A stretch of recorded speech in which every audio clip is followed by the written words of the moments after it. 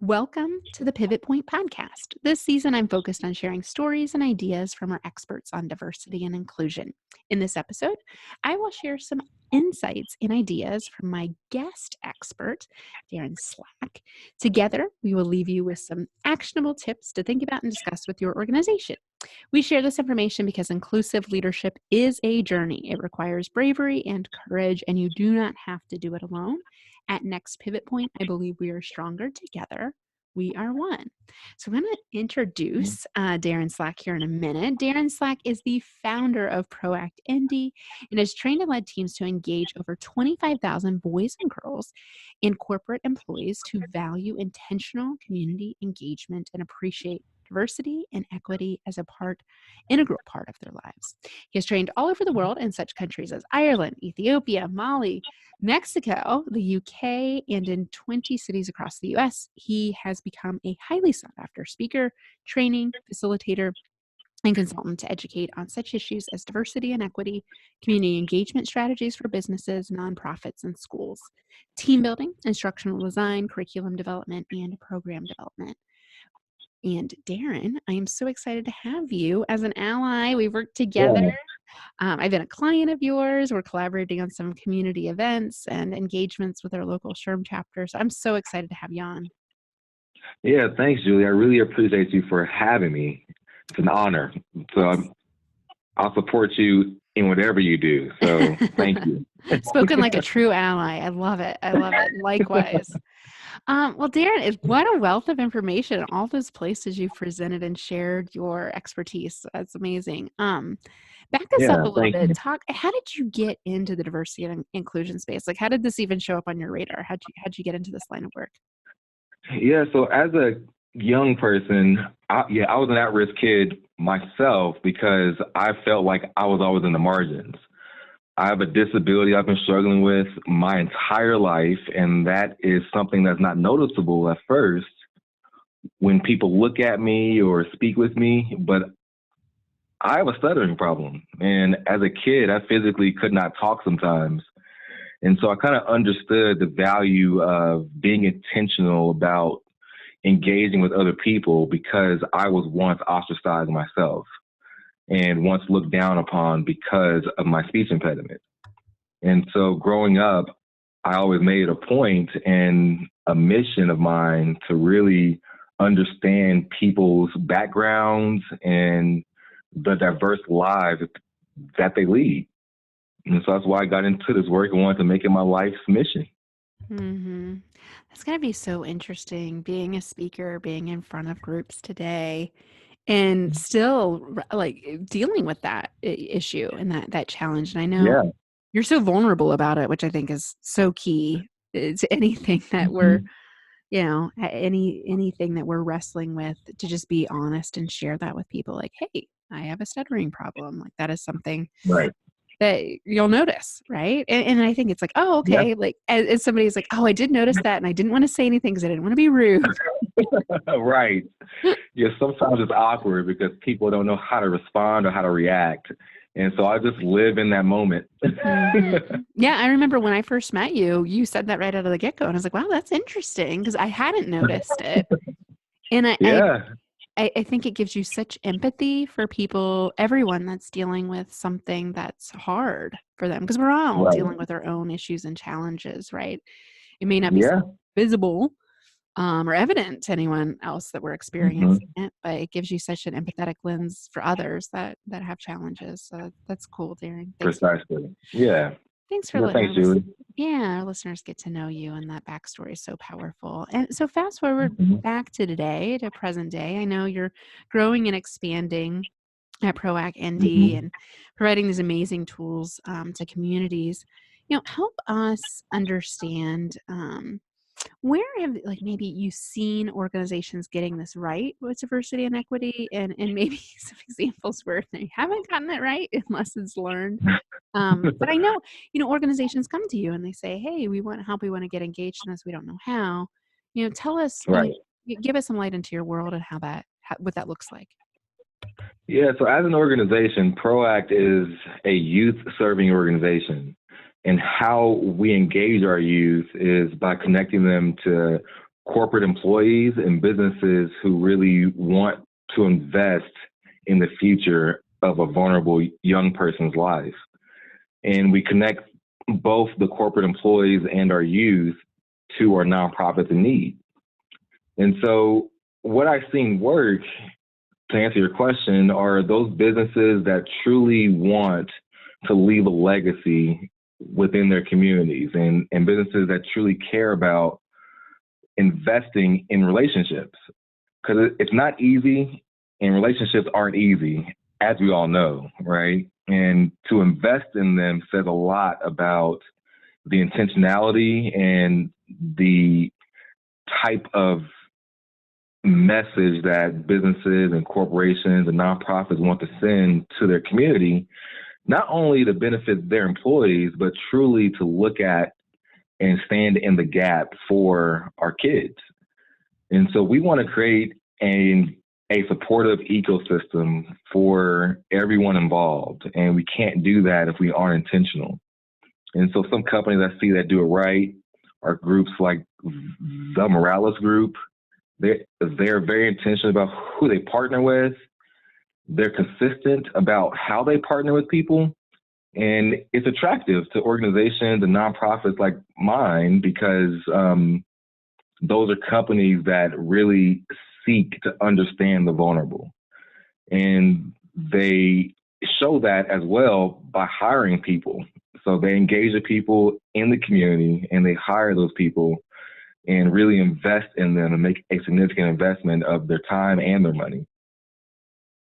And where I can see improvement is just companies that really talk the talk if they can walk the walk as well. And so I think that a lot of companies can do better about that and making a line item for community engagement, for diversity, and for intentionality around how they can address equity issues that sometimes a lot of our companies and systems perpetuate. Well, I love the word intentional. I think Yeah. that's so key. We work with some organizations, and despite their best efforts, it's more of a talking piece and not so much the walking piece of the hard stuff. Yeah. With diversity and equity, and we can kind of sense the smoke screen that goes up. Like it's a cool thing to talk about, but meanwhile, we're going to keep Right. doing this the same way. And you're right, Morales Mhm. Group.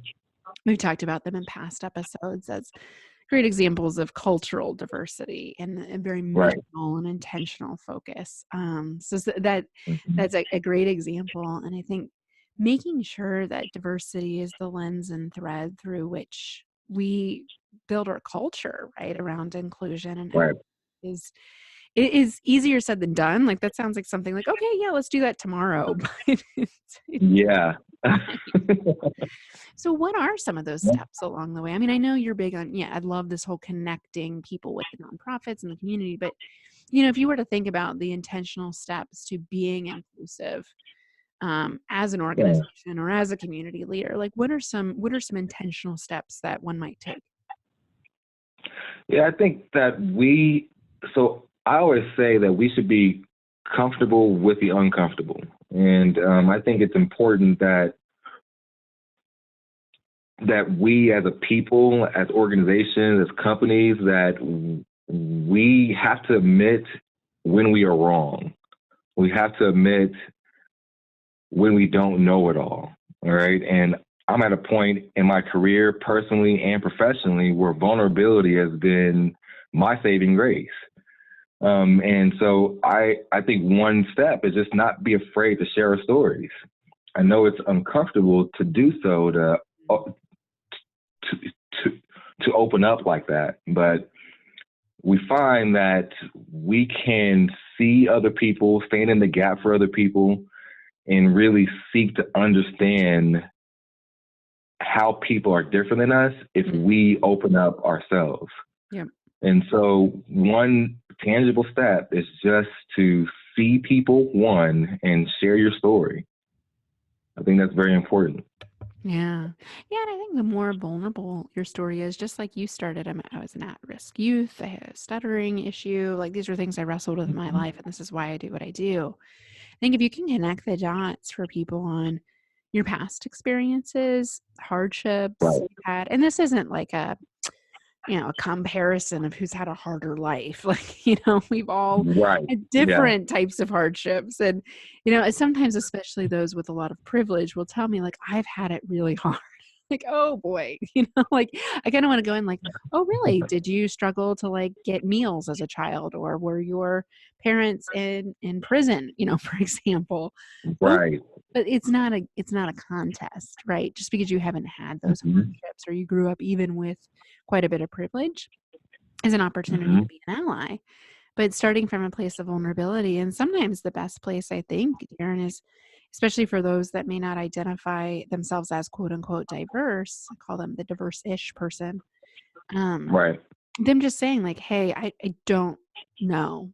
I don't know. I don't know what I don't know." Like Yeah. to your point, like the comfort with discomfort. Like, I'm here. Like you don't have to Yeah. tell me what to do, but can you help me a little bit? Like I don't Right. know. I don't know what I'm doing. I don't know how to, really understand. And so I'm here to listen.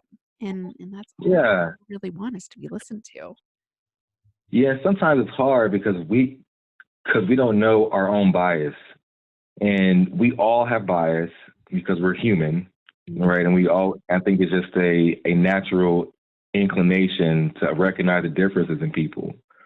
But I think one mantra that I use is that if I'm engaging with someone that's new or different than me and I don't quite understand their stories, I would not only share my story, but I always tell myself, especially in times of conflict, I would tell myself, as far as I'm concerned, the problem is me. Mm, And and that mindset kind of shifts it kind of allows me to accept responsibility for not knowing, but then allows me to step in the shoes of another person to see why they might be right or to see things from their perspective.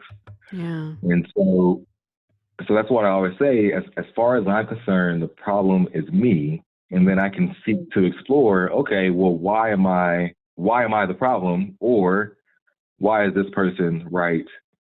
mhm, And so that causes us to really connect on a deeper level, to really understand each other a mhm. lot deeper.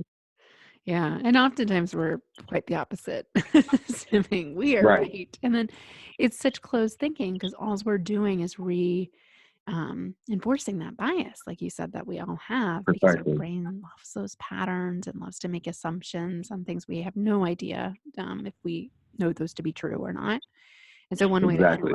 interrupt that bias is to assume you're wrong. Assume I don't know the Yep. answer. Assume the other person's right. And then all of a sudden that Yeah. perspective taking and that empathy becomes a lot easier because you're seeing them open and you're erasing a lot of Right. biases. Yeah, exactly. You start to see people more as a human, not as an object. Right, right. Mhm. I was just having a So, conversation about that, and there's just everyday opportunities to educate people on their biases and mhm. call out not so good behavior. So, I'm sure you have some of these too, Darren. One of which I was just sharing with the client is my father-in-law, very well-intentioned man, wants to be inclusive. He just, he's Mhm. late 70s. He's a white man that lives in a rural area, so he's still very open-minded. However, Mhm. he says and does things that are just really unhelpful, and, this was a few years ago, so it's been a while. We're on a journey there.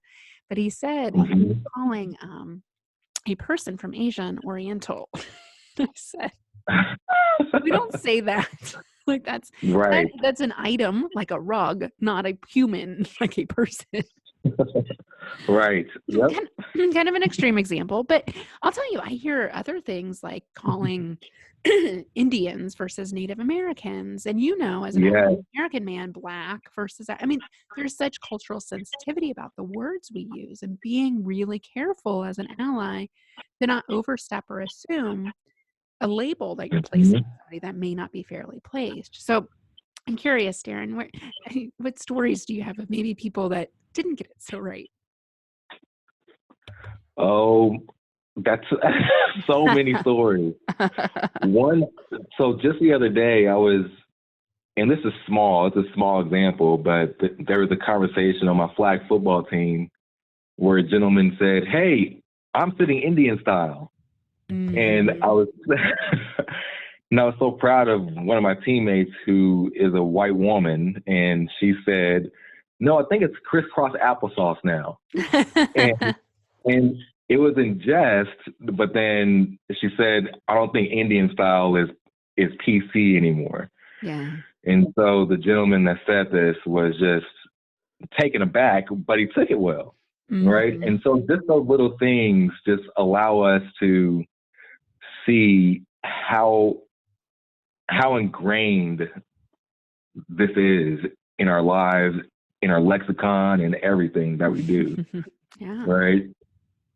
And I say in a more serious manner, my father-in-law too. I mean, he's a black male, very conservative, but he has a bias towards people who are homosexual, Oh, yeah. and and in our conversations, it's a learning curve to really sit down with him and help him understand and see what I see, Mhm. right? And he's coming towards this way, which is good, but it's taken almost a decade of us having this conversation. Mhm. And so I mean, there are lots of people like that in my own family. I can speak for myself, right? But for me, even I've had to step back and understand by just engaging with people that maybe yeah, ha, have a different sexual orientation than me. Yeah. Yeah. So, Yeah, it is a constant journey, and one, like you said, seek to understand, and the more we see ourselves as different, and I think especially with sexual orientation, like the terms we're using, right? To your point about Indian style versus crisscross applesauce, which I think is a really great call out, a really safe way to say, actually, it's this right now. Like, get some grace, right, to not be too embarrassed.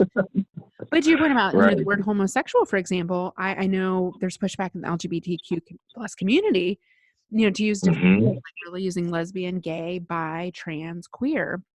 And then the plus is Sure. ever evolving. So it's like, I think sometimes as an ally, it's like, wow, I have to do a lot of education on myself to even know the words to Hmm. use. And so it's Same. a Yeah. journey. And Yeah. to your point about your father-in-law too, I mean, he doesn't know what he doesn't know. And a lot of times what we know, especially with homophobia, is I haven't met somebody. I don't think I know somebody that's gay, right? Hmm. And once you Yeah. do, and then we're starting to see that with the bi and trans, once you do know somebody or know of somebody, suddenly it's personal and suddenly you don't see them as the other anymore. So we just need to get exposed to each Precisely. other's worlds, but we got to kind of put ourselves out there. Yeah. And to your point, I mean, I have a lot of growing to do it in being an ally.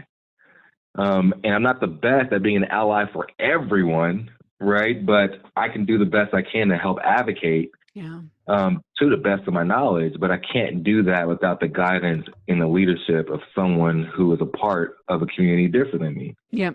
And so I think it's really important that we seek first to understand before we are understood. I Mhm. mean, I that love that. takes Well, and consideration, it takes patience, and it takes courage. it does. Well, and you're such an expert at the racial component of equity. And Sure. similarly, I got started in gender because I'm a woman, right? We know what we know from our Hmm. own experiences. Well, now several years in, people ask me like, "How'd you get started in this?" I'm like, "Well, it was all about gender at first, and then I realized how intersectional all this stuff is." And as a Right. white woman, I can't just talk about like that's not fair to brown and black women that can't separate their racial identities from their gender identities. I have that privilege. Hmm. I'm a woman, and people just assume that default of being white because I don't have to say I'm white. And so just Yeah. it's so interesting as we go into this journey because I, like yourself, LGBTQ plus was something new for me. Disabilities, which I know you have such great experience with too. That's Hmm. something I'm working on developing content on. But it's an evolution and I love this whole thing of coming in with curiosity and seeking to understand Right. on the front end versus, hey, let me tell you about the experience you're having as somebody that's underrepresented in this category. Like that wouldn't be helpful. Right.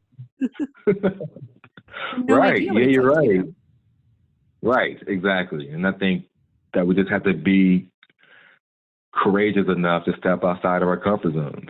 Yeah. Right. You do that so And take a wonderfully. risk. Mhm. Yeah. Yeah, and you so Yeah. wonderfully put yourself out there, Darren. You've continuously done that every time I've met with you. I felt like, wow, I thought I was humble, but you really had this just great like humility about you that I think our listeners can certainly pick up on this conversation too. So kudos Well, to thank that. you. Yeah. I Yeah. mean, Thanks. one, and thinking Thank you. about the future of diversity, equity, inclusion, if you were to think about where you see things going, especially in the community, in the nonprofit area you Mhm. serve, what do you see happening next? I see things happening on a systems level. And so I would love to see more people of color, more black and brown people in systems level positions.